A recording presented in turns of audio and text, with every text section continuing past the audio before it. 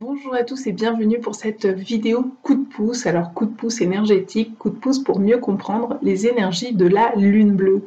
La lune bleue, eh bien écoutez, c'est un phénomène qui arrive de temps à autre, à peu près tous les 2, 3, 4 ans.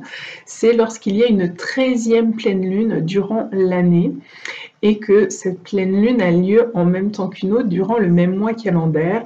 Pour cette année 2020 qui est déjà bien exceptionnelle et bien intense au niveau des énergies, eh bien le mois d'octobre contient encore, au moment où je tourne cette vidéo, 2 pleines lunes, une tout au début du mois, une à la fin du mois, et en plus cette pleine lune a lieu un 31 octobre, c'est la nuit d'un sabbat. Un sabbat que vous connaissez bien parce qu'il devient de plus en plus connu, c'est le sabbat de Samhain, Samhain, dit de manière un peu plus traditionnelle, qui correspond à la nuit d'Halloween. Alors écoutez, j'ai reçu 2 messages. Le premier message, je l'ai demandé à Isis, que vous voyez derrière moi, avec l'oracle d'Isis, et nous avons obtenu la grande prêtresse.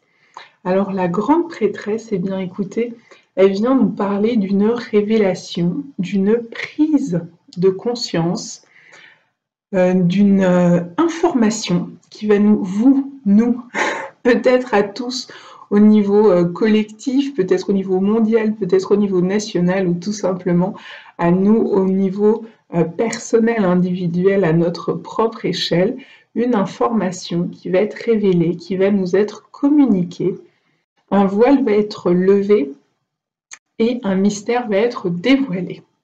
Il y a également l'idée que si quelque chose d'étrange se produit durant cette pleine lune, eh bien soyez à l'écoute, n'en ayez pas peur, ouvrez grand les yeux, ouvrez grand les oreilles, accueillez ce qu'il va se produire et prenez-le comme un signe, prenez-le comme une information, une révélation, une réponse.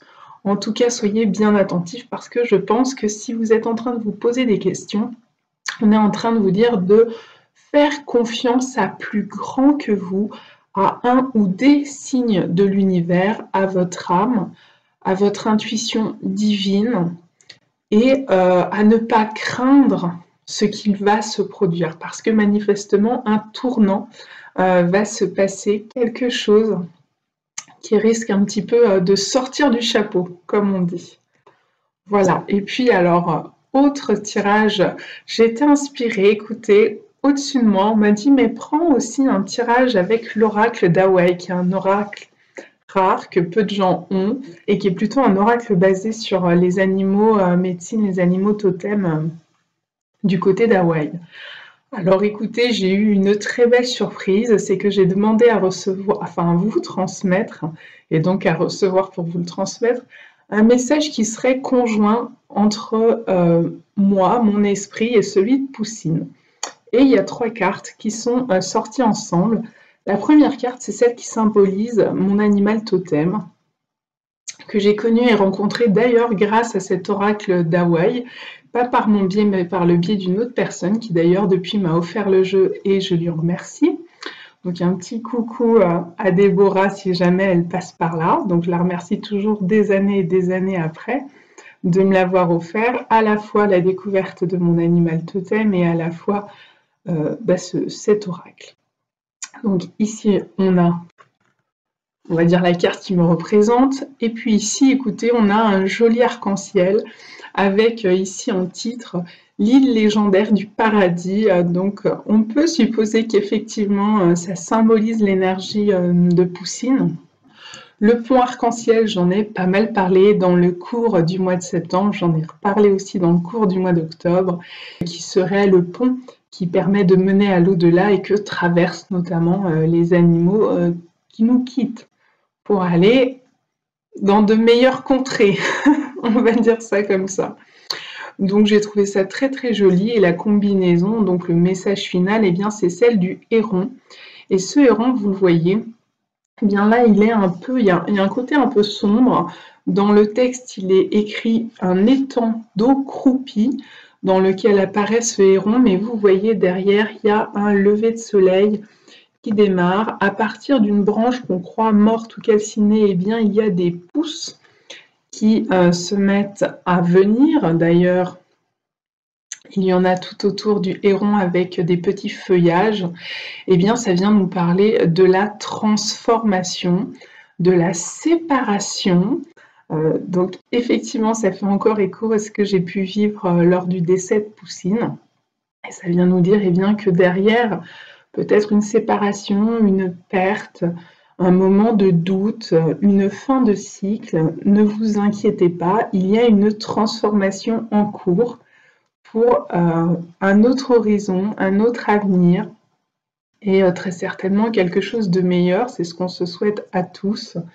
Dans le petit livret qui va avec, eh bien, il y est écrit « Un fragment d'arc-en-ciel s'élève ». Donc écoutez, ça vient faire référence à l'illustration, la carte énergétique de Poussine, qui était juste avant. Un fragment d'arc-en-ciel s'élève juste au-dessus de l'océan. Donc là encore, ça fait écho à ma propre carte et c'est amusant parce que ça s'est vraiment présenté dans cet ordre-là. Donc j'adore quand l'univers fait ça. Un fragment d'arc-en-ciel s'élève au-dessus de l'océan, lien qui attache, lien qui fouette. Alors eh ben, ça a effectivement les deux côtés d'une même pièce. Les choses auxquelles on est attaché, les choses, les gens, les êtres, les lieux, notre travail ou peut-être d'autres choses.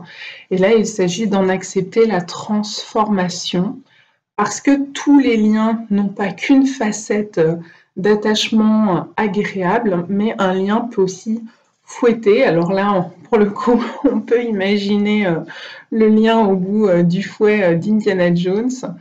Et oui, il y a des liens effectivement qui attachent, qui emprisonnent, qui peuvent faire mal, qui peuvent priver de liberté. Je ne vais pas faire d'analogie avec la situation actuelle. Je suis sûre que vous trouverez tout seul les échos et les liens.